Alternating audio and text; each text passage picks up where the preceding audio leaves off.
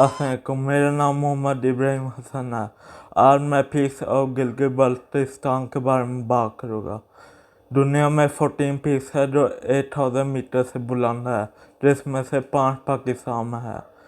Mount Godwin Austen जो keto के नाम से जाना जाता है, 8611 मीटर की हाइट से दुनिया का दूसरा बड़ा पीक है। नांगा पर्वत 8126 मीटर के साथ वो पाकिस्तान का दूसरा बड़ा पीक है। गैशर ब्राउन 8080 मीटर के साथ तीसरा बड़ा है। ब्रॉड पीक 8051 मीटर के साथ छोटा और गैशर ब्राउन 2 जो